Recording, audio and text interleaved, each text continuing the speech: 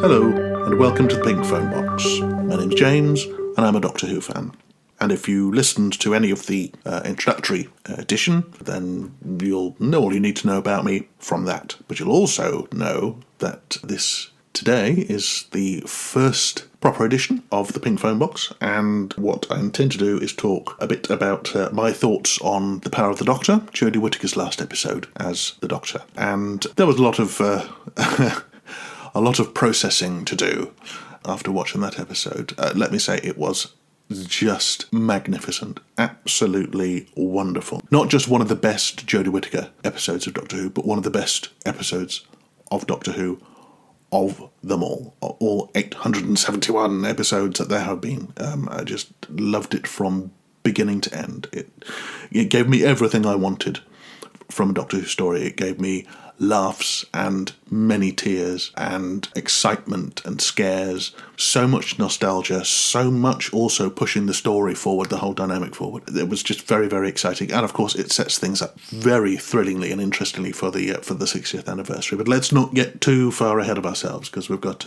a while to go and quite a few things to talk about before we actually get there. I've written myself a little list of things that I want to touch on, a few points, so I'm just going to sort of work my way through them, and hopefully you'll hear something interesting, and perhaps some things you agree with and some things that you don't agree with, and all of that is fine. We will all take away our own ideas about what the Power of the Doctor means to Doctor Who in its entirety. So first of all, I'm actually going to start with, not with the Doctor, but with Dan, the fabulous Dan Lewis, played so brilliantly by John Bishop for the whole of the Flux series, wasn't it? And then Eva for the Daleks and Legend of the Sea Devils. Just such an engaging character, so down-to-earth and funny and human. John Bishop's portrayal for me was quite a revelation. I had never really showed a great deal of interest in what he did before, because as a comedian or any other acting roles that he had.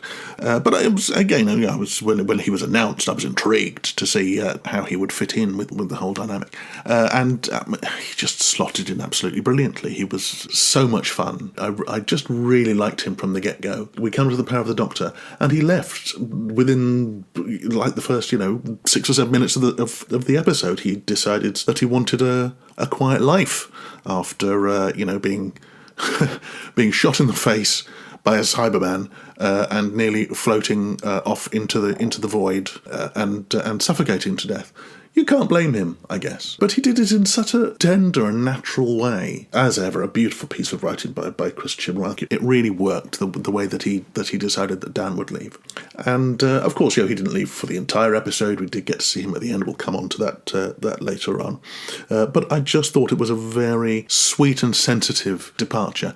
And I think that has been the way for all of the companions in this era. Jodie Whittaker's companions, we had obviously Bradley Walsh as Graham and Tosin Cole as Ryan.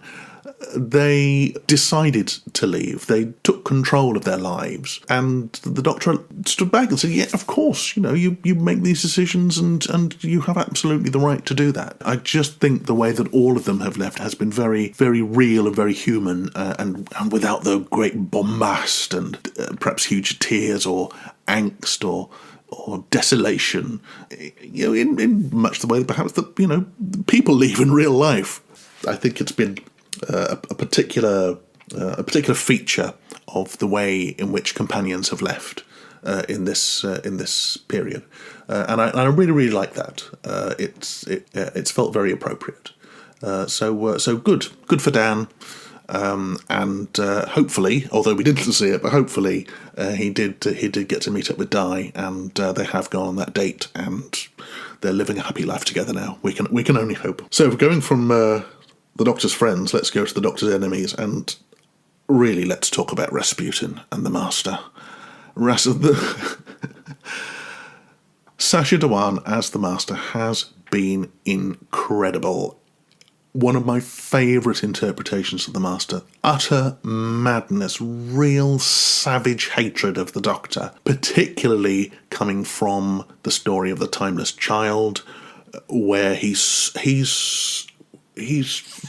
full of fury that every Time Lord, including him, has a little part of the Doctor that without it they wouldn't ever exist, and he's so angry at that.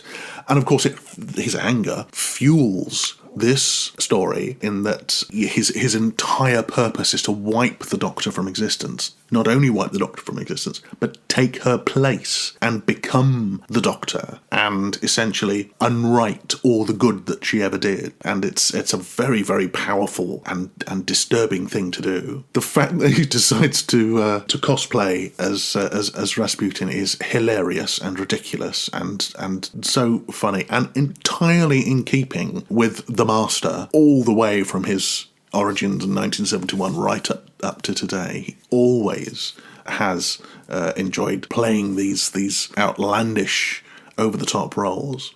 And then to put the icing on the cake and actually play the Boney M song and dance to it, Rasputin, and dance to it, whilst Cybermen and Daleks look askance at each other in one of the campest scenes ever seen in Doctor Who. 1,000 brownie points for that. Just brilliant. I loved all of that. You can tell. I loved all of that. I loved the way that the song Ra Rasputin stayed in Doctor Who, it seemed to stay in Doctor Who fans' public consciousness for days afterwards. I think that's a very enjoyable fact about it.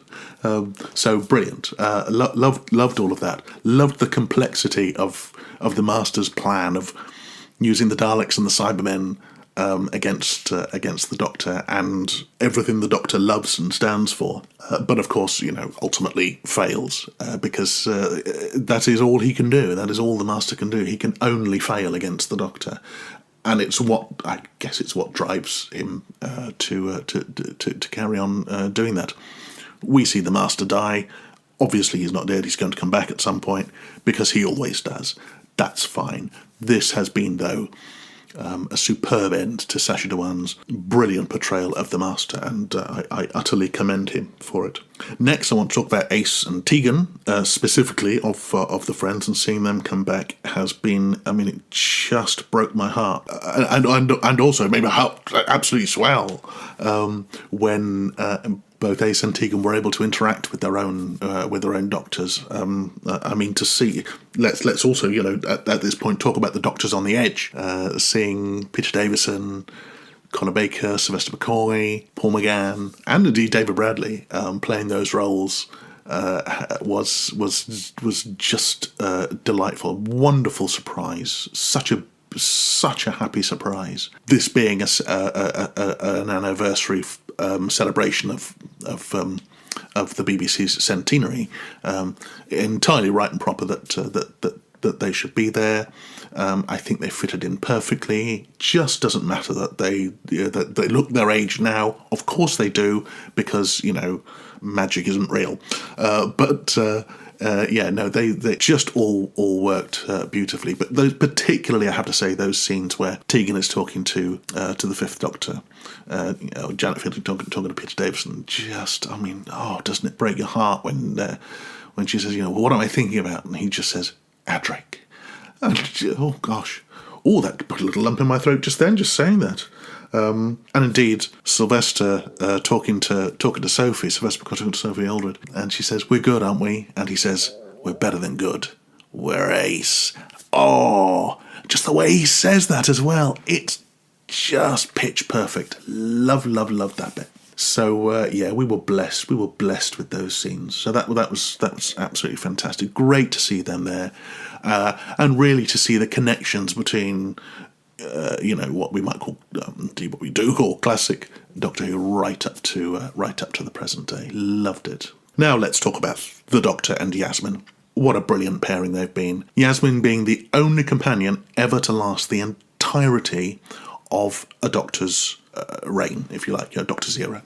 The only companion to do that, and so that makes her really, really special. Mandip Gill and Jodie Whittaker working together, I think, have been just one of the crowning glories of all Doctor Who partnerships. It's been so wonderful and so meaningful. I don't buy that that this idea that Yaz and the Doctor started to feel something more than friendship towards each other only recently. I saw it right back, almost at the beginning, certainly from Arachnids in the UK onwards. I have just always seen it there, and I love the way it has developed. I love the way Yaz always has the Doctor's back. I loved the way she saved her at the end, the holding of the hands, the touching, the closeness, the beautiful closeness of their friendship. I know, some people have said, they really wanted to see a kiss between the Doctor and Yaz. Let's face it. If it was ever going to happen, it would have been before the Master attacked the Doctor with the Karunks. After that, the Doctor was dying. Just kind of wouldn't have been appropriate, really, to be having a passionate kiss whilst your best friend is dying. So I'm perfectly at peace with what happened, and right at the end when they're sitting on top of the TARDIS, eating ice cream, watching over the Earth, I just thought that was absolutely lovely. Again, the closeness there it's all that was needed. You didn't need any more than that. And again, Yaz had a beautiful departure, kind of like a mutual agreement that the Doctor would go her own way and regenerate in her own space and her own time. That was really appropriate. I liked that. I really loved that. And of course, Yaz has joined the Circle of Friends, which is what I wanted to come on to next. The companion circle, where she can talk about all of these things with all of the people who knew and loved the Doctor throughout the many years that the Doctor's been coming to Earth and meeting people and making friends and companions and so on. So, she's got that support. Now, that circle, my God, that circle. How brilliant was that to see Bonnie Langford and Katie Manning and I mean, perhaps most beautifully there, William Russell from the very earliest days of Doctor Who, right from episode 1, just to see him there and be a part of the whole thing. My God, that just brought everything together for me, and was almost the perfect closure to the whole centenary celebration. Absolutely loved it. And who was on the laptop? We'll never know, but that was a really lovely kind of bookend moment. All, of course, intercut with Jodie Whittaker's final scenes as the Doctor. Now, this entire episode has all been about her. And let me say, on the record here, right now, I just think Jodie Whittaker has been utterly superb as the Doctor. She has lived that role. She's been an amazing ambassador for the series. She has brought people to Doctor Who might never have watched Doctor Who, and I know there are many people out there who are heartbroken that she's leaving. All I would say to them is, look, you've still got, and people can never take this away from you, 31 brilliant, fantastic, wonderful, interesting, intriguing, funny, scary episodes that star her, and you'll always have them. So be sad, of course, be sad that she's leaving, because, we're always sad when a Doctor leaves, when a Doctor regenerates. But the future's bright, the future is in very good hands. We've got the 60th anniversary, and obviously the return of David Tennant, and when we talk about that this time, that's for the future, and Ncuti Gatwa, of course, But absolutely, Doctor Who's in safe hands. But for now, now is the time. We've got time to think about and reflect on and enjoy those episodes that we've had with Jodie Whittaker, and we should do it. So there we are. Those are my thoughts on the Power of the Doctor. A bit breathless, a bit of a sort of a rush through. But I mean, I very much enjoyed sharing them with you. And I hope you enjoyed listening as well.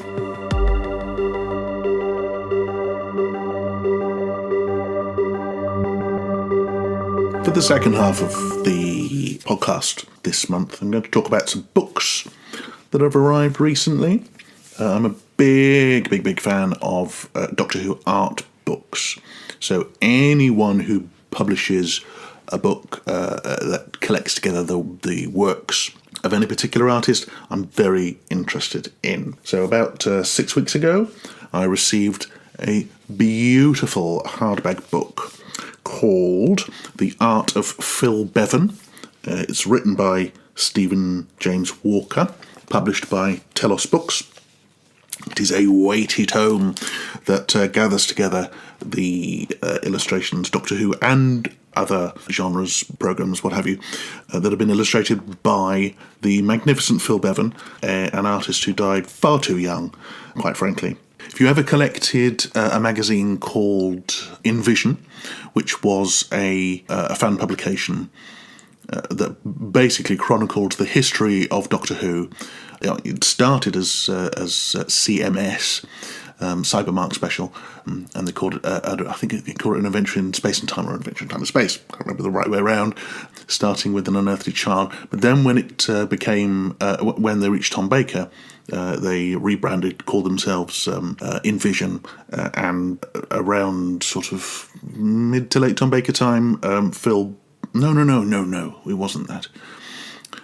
From that time, anyway, there were a lot of Phil Bevan's illustrations in there, and they are just stunning, very dynamic, very graphic, very... I realise he did also draw for CMS, yes. I mean, I'm just flicking through the book now, and there are illustrations that he did for John Pertwee's time onwards, perhaps even some earlier. They're just absolutely wonderful, and it's very difficult to know how to describe his work. I mean, certainly his most famous.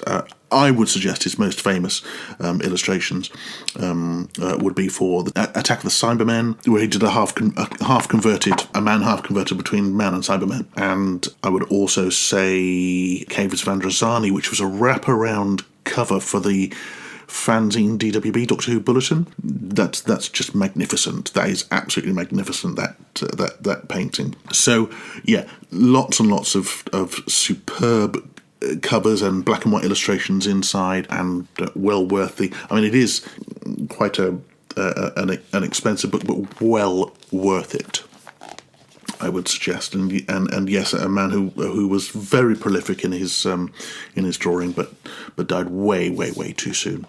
So that's my first recommendation.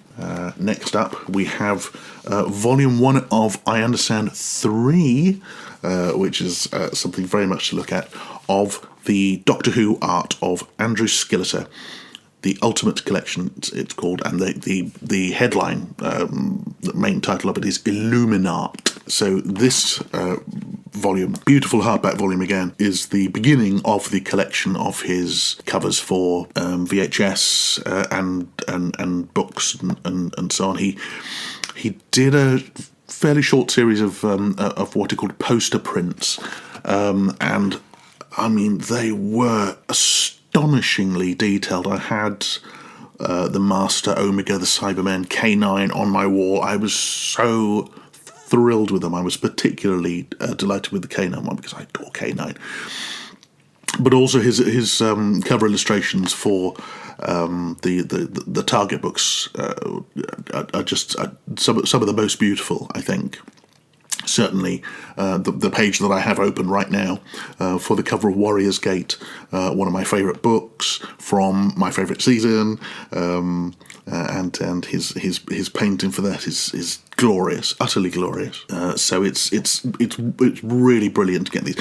I'd say probably his most famous, most familiar painting is the Five Doctors cover for the Radio Times.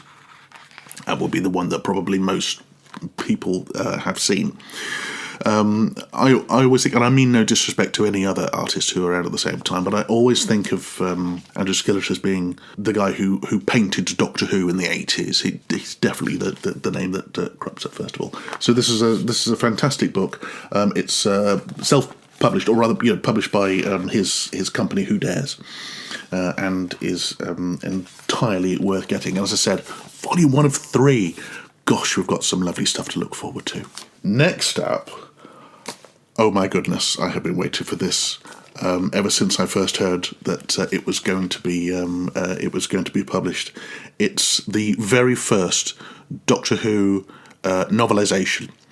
Doctor Who and the Daleks, originally released in 1964 under the title Doctor Who in an Exciting Adventure with the Daleks. It has been published many, many times since 1964 in many different editions. This edition is a large format hardback book. It's £30. It's published by BBC Books. It's the original text by David Whittaker, with an introduction by Neil Gaiman, and I'm fairly certain I can say that this is the introduction that he wrote for the 2011 release of the book, the re-release of the paperback. But it's illustrated entirely throughout by a chap called Robert Hack, and it is stunning. It's absolutely stunning. Pages and pages of beautiful artwork. His realizations of the Thals, I think I've never seen anything so glorious. They look the Thals look more magnificent than they ever had before. The Thals, for people who don't know, are the kind of sworn enemies of the Daleks. The Daleks indeed look gorgeous too, but of course, a novelisation will often take the original script and put in things that the script didn't have. So what I'm delighted to say Robert Hack has done is illustrate things like the glass Dalek in the city of Skaro, something that they couldn't possibly do on screen, and yet here it is, and it's just so exciting and thrilling to see. And I'm wishing so very hard and hoping that he gets the chance, Robert Hack gets the chance to illustrate other Target books, because they jolly well deserve it, and so do we. And the last of these 4, the most recent that's arrived, is the Doctor Who artwork of Colin Howard. His book is called Time Slides, another beautiful hardback from a company called Candy Jar Books. They produced a really lovely collection for Chris Achilleos, who essentially painted Doctor Who in the 70s. His Doctor Who covers are so familiar, so remarkable, and Colin was lucky enough to call him a friend, and he talks about him very movingly in here. Colin's work will be familiar from anyone who bought the VHS releases of Doctor Who in the 90s. Thrillingly, for the Pink Phone Box podcast, he painted the Happiness Patrol VHS cover. Sadly, one that was not, in fact, used, because by that point they'd suddenly decided that they were going to use other methods. But something I hadn't realised until I got this book is that on the reworked Happiness Patrol VHS cover, they did actually use an element of Colin's original painting, and that is the Candyman. So brilliant, wonderful. I'm delighted to learn that. 4 fantastic illustrated books, collections of artwork, and indeed the illustrated Doctor Who and the Daleks, that I would highly recommend everyone listening to this to go out and buy at some point if you possibly can afford it. I know they're expensive books; they're all expensive books. Because things are expensive these days. But if you love artwork, if you love painted Doctor Who, please go and get these books, or you could ask for them as gifts for Christmas and birthdays. Get your book tokens, and they will be well worth your investment and time, and they will look beautiful on your bookshelves. So there we are, 4 fantastic books for you to think about. Thanks very much for listening to the podcast this week. I will be back next week. At that time, I will be talking about the Doctor Who story, The Reign of Terror. I'll be giving my views on that. We're going back to 1964 there, because that's the story that I watched most recently after The Power of the Doctor. So I've got a lot to say about that. And I will also be talking about Doctor Who and the number of the Doctor. Wonder what that means. Well, tune in next week and find out. Thanks very much for listening.